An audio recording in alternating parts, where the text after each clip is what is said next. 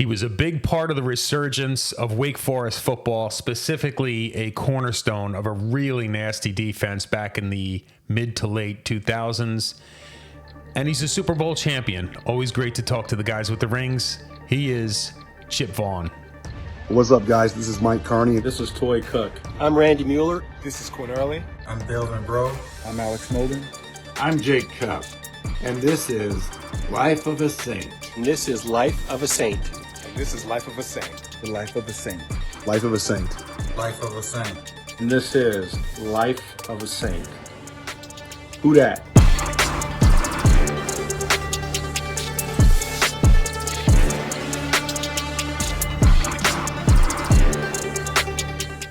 All right, Chip, I guess we'll start at the very beginning. The nickname Chip, where did that come from? So that is a name that started by my grandmother on my mother's side. When I was a baby, she said that in the daytime I got like real darker skin, then at night I turned really light. And she said, man, you changed like a chocolate chip cookie. So that's how that name started as a baby. And then like my family just took off with it. Gotcha. So it's been Chip ever since then. Gotcha. Yeah, that's it. I've heard like Chip off the old block, Charles, but no, that's it.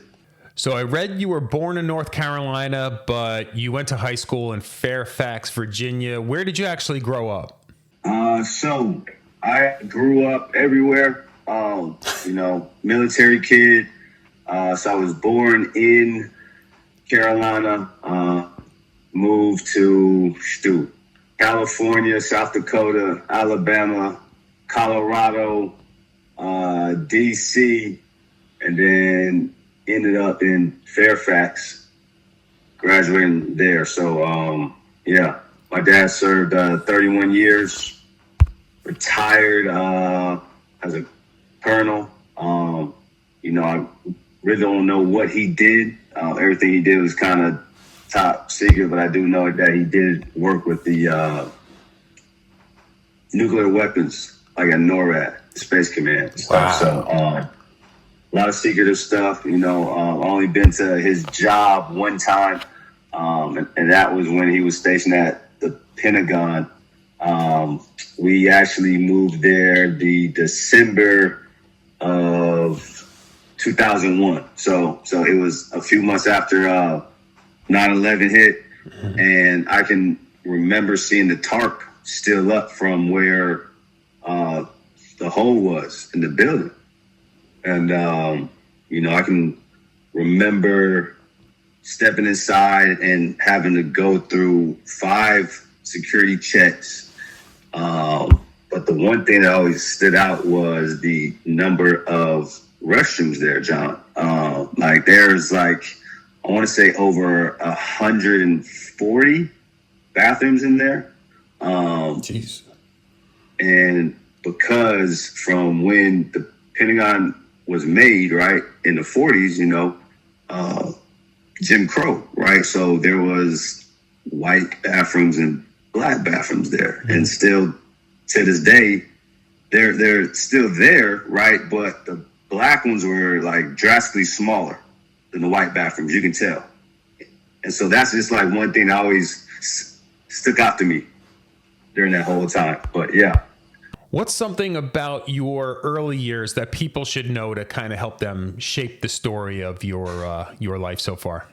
Early years were moving around a lot and just always having to be that new kid that always had to prove himself in the classroom, but also on the field too, or court, right? It's just always, or shoot on the in the boxing ring, because anytime you're that new kid, there's always going to be some popular kid or a bully that's going to try to, he's going to pick on you, he's going to test you, Mm-hmm. So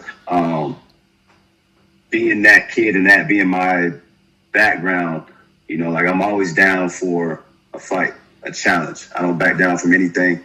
And that's something that kind of was at the core of me through everything. Even now as a coach, what I'm saying, I embrace a challenge, right? Like I love that of having like your back up against the wall and having to compete and fight and claw your way to the top.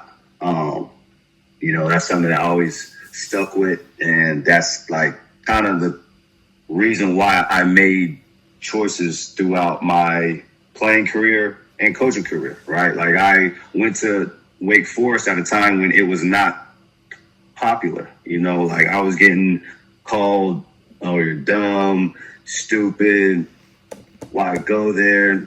They haven't won. Well, fast forward 5 years later, we go to 3 straight bowl games. We beat Florida State 3 times out of 4, 3 straight. Gave them their first shutout at home under Bobby Bowden, 30-0. Okay. Had a recruiting class where 5 guys got drafted, not signed a contract, John. Drafted, okay. Won the AC championship. So that was the reason why I chose there, because I was trying to make history instead of trying to go to a school and just being a part of it. So that's me at my core there, right? I'm trying to create a path where there isn't one.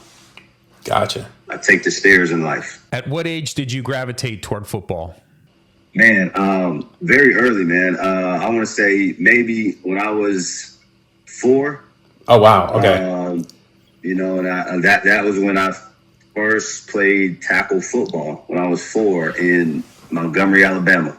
And that's when I learned about how football is a religion. Like there, Pee Wee played at high school stadiums, okay, on Saturday nights. High schools played Friday. We played on Saturday nights there, okay? And it was like a big deal. I remember playing under the freaking lights, bro, at like 4, 5, 6, 7 years old. And just having like whole towns out there, cowbells. It was fun, man. But that's when like I learned about ball and the seriousness of everything. And so I loved it, and actually I played against Roman Harper when you were kids. Football. Yeah. That's pretty wild. We were talking like, I think it was like probably the first week I got drafted. He played for a team called Prattville, I believe, a red and white team. And I played for the Gunner Phantoms, the Air Force base there, Maxwell Gunner Air Force Base. And, that was like our rival school, Pee Wee team. You kind of already answered this, but were you a multi-sport athlete in high school? Yeah, man. So I was actually like huge basketball, football, entire life. I actually got my first love was actually basketball, man.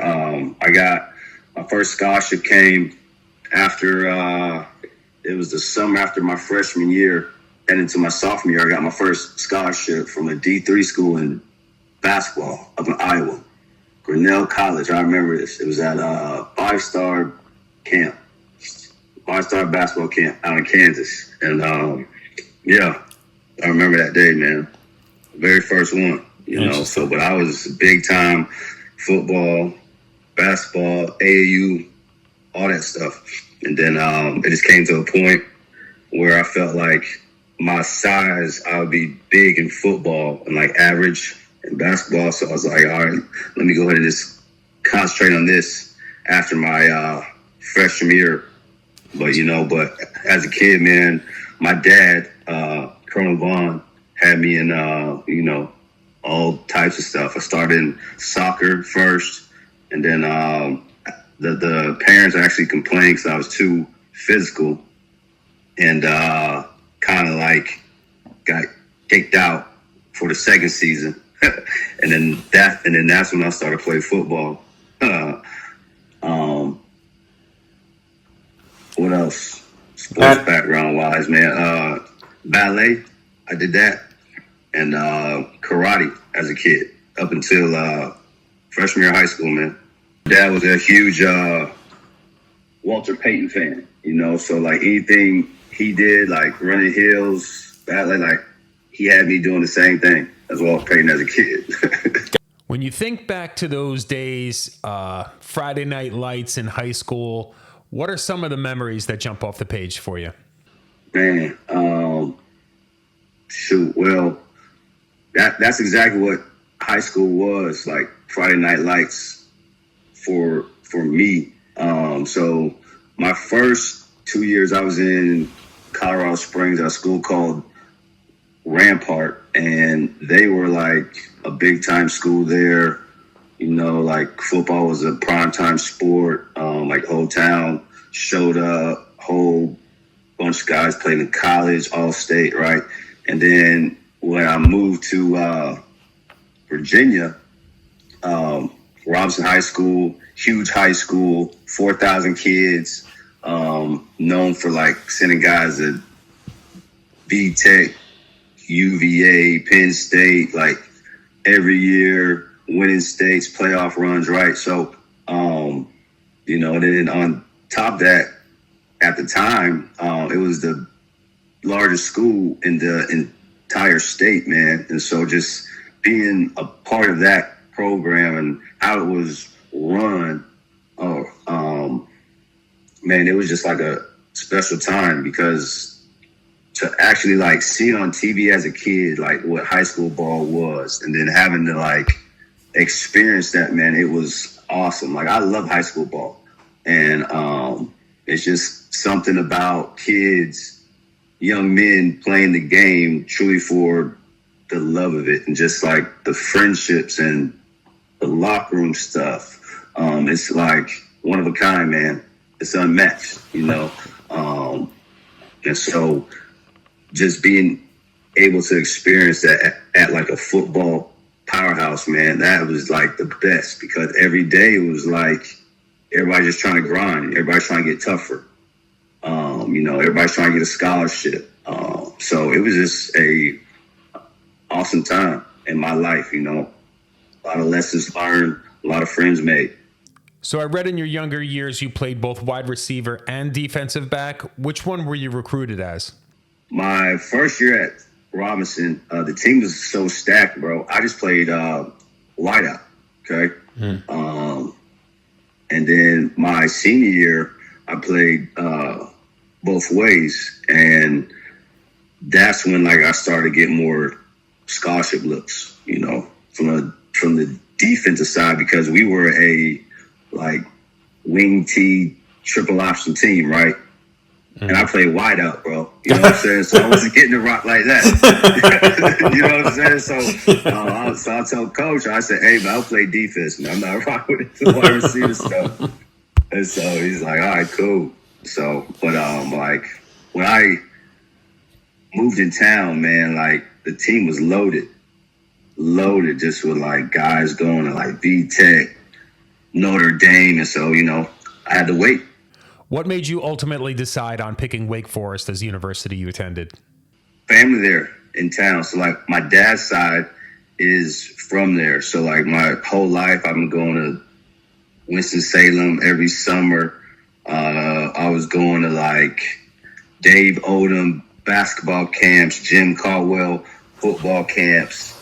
So I like knew the area extremely well. And then like my parents knew, you know what I'm saying, that like I had like a support system there, you know, grandma in town, eating there, Sunday dinners, washing my clothes, man. So that's why. Gotcha. You know, an awesome education too. Take me through your years as a Demon Deacon. Now, I know you redshirted as a freshman, but it didn't take long before you not only got on the field, but made a pretty significant impact. So what were those years like for you? Okay, it was a time where I was playing behind Josh Gaddis, who was a All-American, and another safety that had started, you know. So I had some pretty good guys in front of me where that kind of like measuring sticks and everything, like just how to train, how to work out. And so, you know, like I was always like, hey man, shoot, I'm trying to be better than these guys, you know? So like if they ran, I was trying to run like right next to them. Right. And, so after my first year, when like I was just in on like some sub package deals, going into the 06 year, Dean Hood, the DC after camp, he came up to all three of us and sat us down. It was like after camp, he's like, shoot, all you guys should start, but I can only start two of y'all. Right. And me being the youngest of the group, you know what I'm saying? I felt proud about that because now I forced the coach to put us into a 3-man deal, you know, which I knew that they weren't happy about at the time, right? But I was like, shit, I don't give a damn. I'm here, right? Like, this is what I wanted. And so we were playing Duke, like the second game into the season. And Josh had gotten hurt in the second quarter and he was done. And so it was like my first time having to like play an extended amount of time of series and special teams, right? As like that guy. And John, like the game comes down to like a last second field goal. And I was like, my assignment on that play was like to watch for a fake. But in my head, I'm like, Duke is not going to fake the ball from the 13-yard line. Like, no, that's stupid, right? Mm-hmm. And so, man, I just like lined it up and I jumped as high as I can. I block it.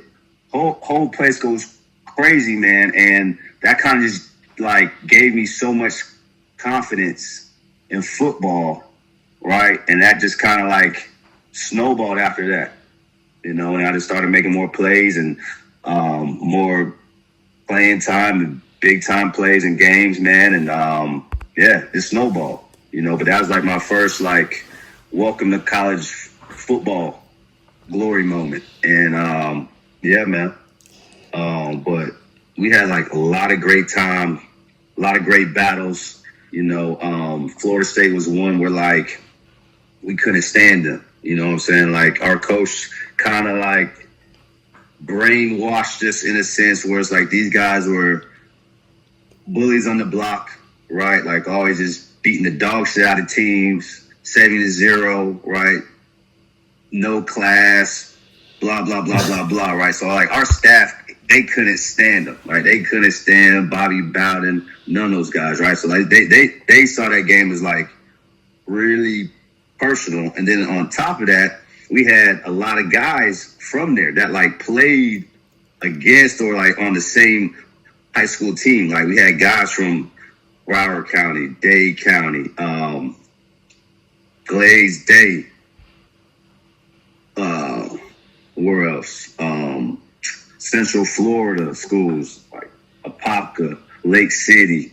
We had like from the Mutt, Pahokee High School, you know, St. Thomas Aquinas guys, right? So it was like a friendly competition, sometimes not so friendly, right? But there was like just bad blood everywhere, you know, and just anytime we played those guys, man, it was always just like a battle.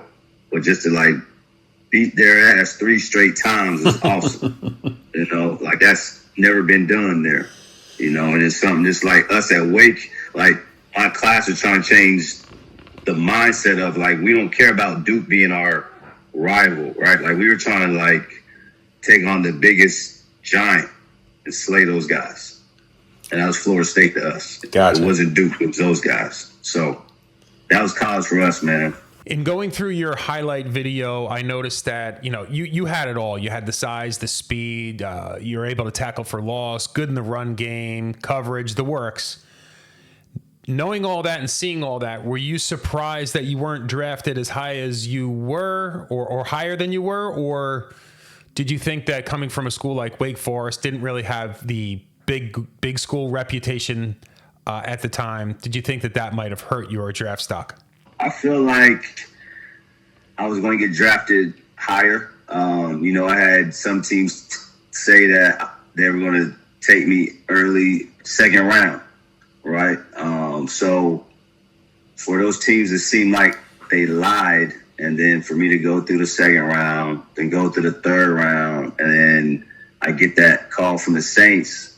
To be honest, like, I wasn't really that happy when they called me. You know what I'm saying? Like, which it should have been like the happiest day, but I felt like I was lied to. And I just kind of like opened my eyes to the business of the National Football League, right? And so that was a very humbling experience. And so I came in as like with a huge, like, pun intended, like, but I had a huge chip on my shoulder, man. Like, I was trying to prove everybody wrong. Everybody. And I just like, it kind of just flipped the script where like, this is a business here. You know, it's not like high school. You know, like, this is a truly business. Like, money matters, right? Money matters here. But when I got to the Saints, man, and there, it was like, hold on, this is a business, but the atmosphere in this building is like high school, college. Like, these guys are cool. You know, like, these guys are hanging out with each other, you know? And it's different from like other stories that I was hearing from guys that I knew, you know, where they were like, you know, after work, you don't see anybody, blah, blah, blah. But, man, I'm telling you, that was not the case at all. That was not the case at all, bro. Gotcha. You know, and I think that was like the reason why that team had so much success, because they genuinely liked each other. We have reached the halfway point of the video. If you're enjoying yourself, don't forget to subscribe, hit the like, and, you know, there's been the promo code that's been floating around the bottom of the screen. If you're buying tickets for this upcoming season, whether it's Pels games, Saints games, baseball, you want to go to shows, you want to come up to the city and go to Broadway, whatever it is, save yourself a couple bucks with the promo code that's on the bottom of the screen. In any event, let's get back to it. I don't know if I've ever seen this before, but, you know, maybe like an Ohio State or a Notre Dame or something like that, you get a couple of guys drafted from the same school go that close to each other in the draft. You and linebacker Stanley Arno, 2 picks apart, you both go to the Saints. What was that first conversation with Stanley that you had once you get drafted and then 2 picks later he gets drafted? Right. So Stan was actually on the phone with me congratulating me, right? And then he said, hold on, bro, a 504 number is calling me. And then I was like, oh, shit. And then Stanley Arno, he gets drafted. And it was just crazy, just like the phone call after. We were like, yeah.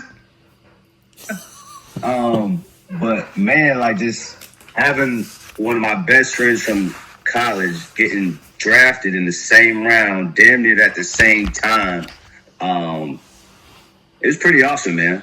It was pretty awesome. And just to like experience and like share that with him, having like somebody that knows you in a brand new city, that's kind of like your compass, right?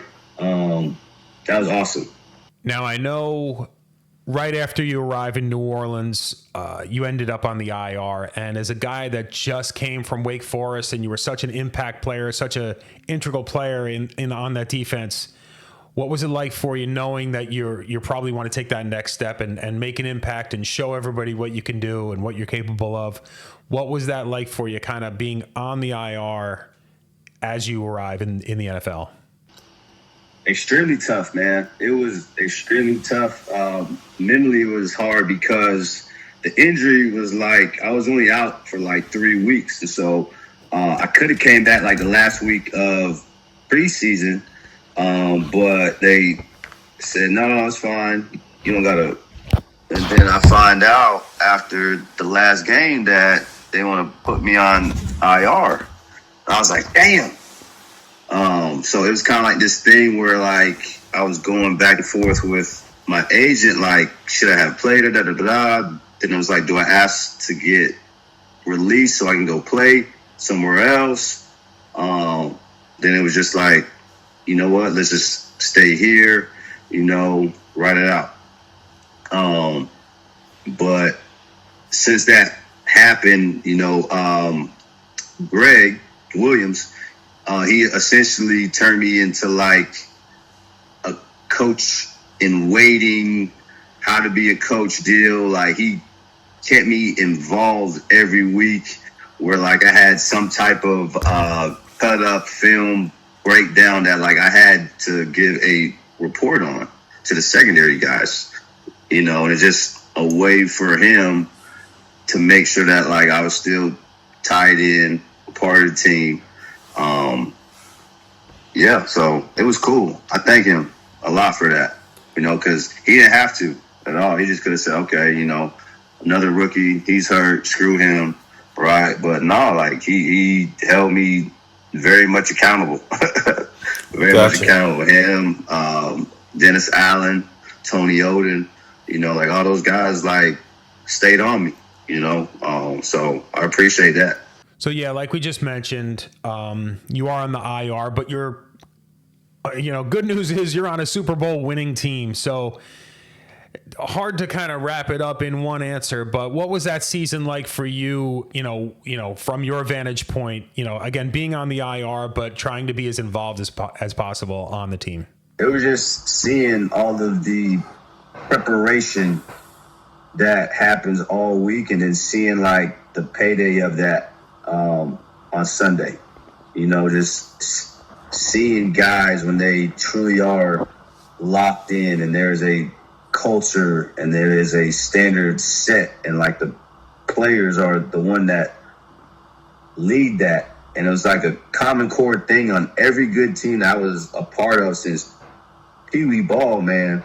And then to see that in pro ball where like some of the old school principles are like still applied, maybe in a new school way, man, but it's still like just old school set of rules that still work. And just seeing how like when you got a bunch of guys moving in the same way at the same speed at the same time, man, like great things can freaking happen. And just being there, just seeing the amount of talent there is crazy. Seeing Drew Brees every day, Reggie Bush, Colston, you got all the awesome guys up front, Carl Nix, Bushrod, Jari Evans, man, all those guys, seeing those guys every day, man, like, and seeing them just slice and dice a defense up, dog, man. Like, Coach Payton would dial it up and just seeing it in practice work flawlessly and seeing it on Sundays work the exact same way flawlessly. Like, we used to call out plays, bro, before they actually happen. I'll go, here it goes. There goes that play from Wednesday's practice. Here it is, right here. Touchdown. Right? So just seeing that, man, it was crazy. And that just was like total buy-in. He's like, okay, if that's what Coach says is going to happen, it's going to happen. So it was cool, man. It was pretty cool. 2010 and 2011, you spend with the Eagles, Colts, and Panthers. Was it tough, like getting something to stick as far as you're not in one spot long enough to really show them what you can do? Or is it like you weren't in the right scheme, or were injuries continuing to be an issue? What was it that it didn't quite stick for you in those couple years in the NFL? Probably a combination of both. Like after my surgeries, I wasn't quite the same guy. One of the Colts was really bad. Like my knee, ankle, like never really recovered after that. And so it was always trying to play catch up and trying to get back to where I was, man. And so once you get that injury tag on, your body's not really the same afterwards, you know, and like you get it. You know, everybody wants guys that aren't like injury prone or just have injuries at all, you know. So it's part of the game. You know, it just sucked that I didn't have that type of stuff in college, you know, so it really affected me for a while mentally because I was like physically not able to do what I was capable of, right? So I felt like it was a different path as opposed to where I gave my best and I wasn't good enough. You know, I never felt like I gave my best, right? Like, to me, I don't think like the National Football League ever saw like the best version of me. Gotcha. You know, so and that's the part that hurts. You know what I'm saying? Because you know, I always hold myself to the higher standard, and like when you don't meet that standard physically, it's like, oh damn. You know, but I'm in a much better space now. But I still have that edge though as a coach. So yeah. Gotcha. Yeah. I'm sure you start playing the what if game in your head and everything, but that'll make you crazy. It'll make you crazy, man. God don't make any mistakes. So my whole goal now is just to have a much better coaching career than I ever did as a player. After a year off, you end up with the Rough Riders in the CFL. Was that a move to try and leverage yourself back into the NFL, or were you just kind of taking it year by year and saying, "This is my opportunity now. You know, let me just take advantage of this and see what comes next"? Yeah. So the plan was, I was just coming back from a surgery that was off the books, and I was trying to get my body back right. And then when I was up there for camp, I got hurt again. And that's when I just knew it was a sign, like, okay, all right, this is it, you know. And then after that, I hung it up, you know. I knew it was time, took that as a sign. But yeah. Now, football, for anybody that does it on a level that you did it, football is such a big part of not only what you do day to day, week to week, year to year, but also your identity. So when you decided that you had played for the last time, what was that transition like for you? It was extremely hard, you know, because that was you, but I would say I was prepared for it because when my parents always preached, like at some point, you know, I got to stop playing. And so that's why they always stress education, getting your schooling, you know, that's why I wake, you know, I got a double major. So my plan was, and so like I had such a bad taste of football when I got done, bro. Like I didn't watch football, talk ball, nothing for like 2 straight years almost. Okay, I wouldn't watch college ball, anything, dog. Like I had nothing to do with ball. Okay, but during that time, I was really trying to be like a black James Bond. Bro, like I was trying to be like a spy, and so I was like applying with FBI, CIA, DOJ, DHS, like every like alphabet agency, dog. I applied to it, and I got through with the Secret Service. You know, I did all their testing, polygraphs, physical tests, all that shit, and I was waiting for a start date in Houston, Texas. And I got a phone call from Aaron Curry saying that he had a friend that had a spot on his staff, and they were trying to find a former guy that played, a former player, right? And I was like, I don't know, I got this thing over here with the Secret Service, blah, blah, blah. And he's like, all right, you can pray on it. I was like, all right, bet. And John, like that night, I had the most vivid dream ever. And it was like God laid out life for the next 40 years. And it was as a football coach. And next morning, I woke up, called my dog, AC. I told him I'm down. And then that led to me finding about an internship with the NFLPA, where they had a deal where they select about 30 guys, and they put them at a D2 or a D3 school of their choice, and I got accepted, and I chose Winston-Salem State in 2015, and I was there interning for about 3 weeks, and then the head coach asked if I was trying to be a safety coach and a co-special teams coordinator. I was like, hell yeah. So that's how I started to coach, man, in college ball. That's how I started coaching college ball, right? But it actually kind of started in 2014 because as I was starting to wait for the Secret Service, you know, I still had to have a damn real job. So I was actually a math teacher at a high school, and I trained kids on the side, okay? And so the head football coach there found out that I played, and then he would always stop by my room, like, during planning periods. And one day, man, I was like, all right, I'll stop by practice. And it was like a Wednesday, that turned into a Thursday, and then I found myself on a freaking sideline on Friday night in Texas, John. In Texas. Right? And that brought back the whole love of football all over again. Friday Night Lights in Texas.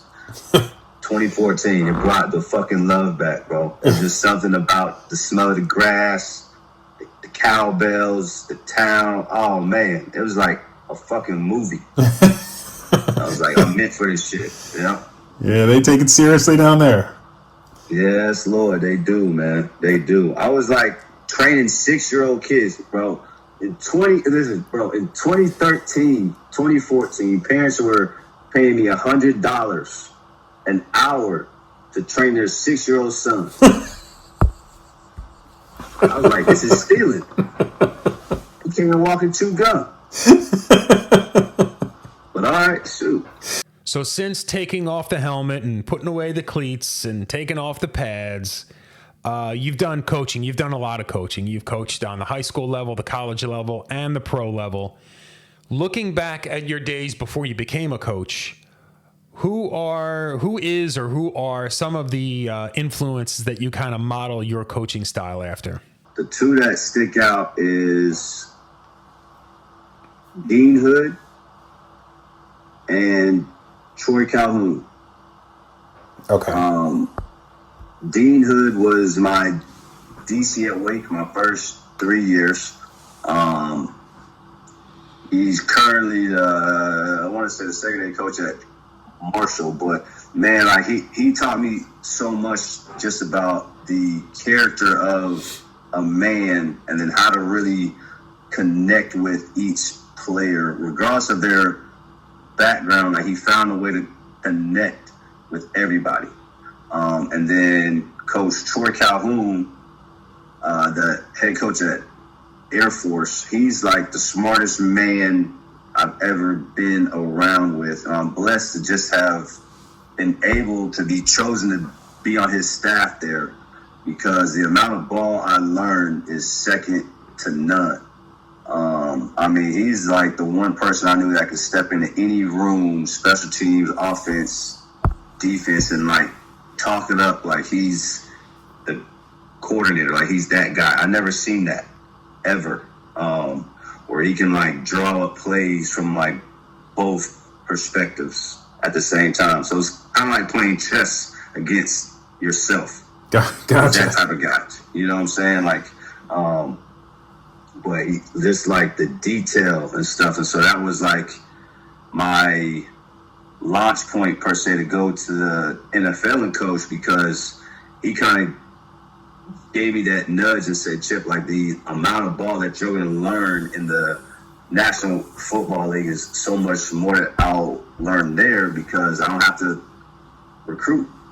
And so he understood, because he used to be the OC for the Texans, you know. So he's awesome, man, you know, because if it wasn't for him, I would still be at Air Force. I wouldn't have left. You know, I loved it out there. Gotcha.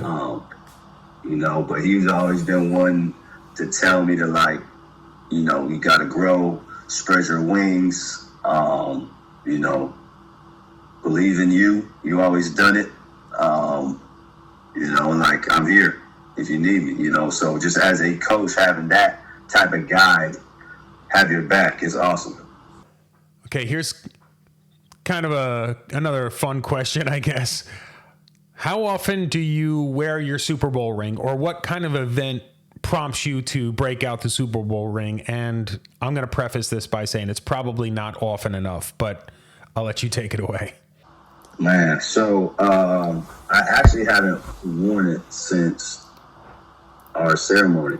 My mom has had it.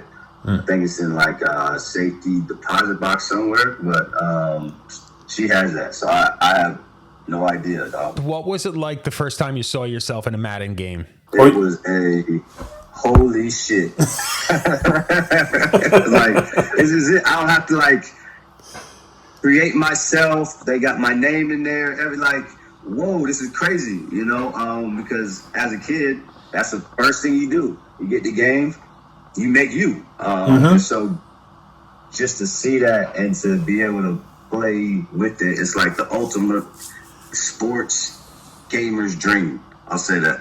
And one more thing before we get out of here, we're going to have a separate question at the end of each one of these interviews.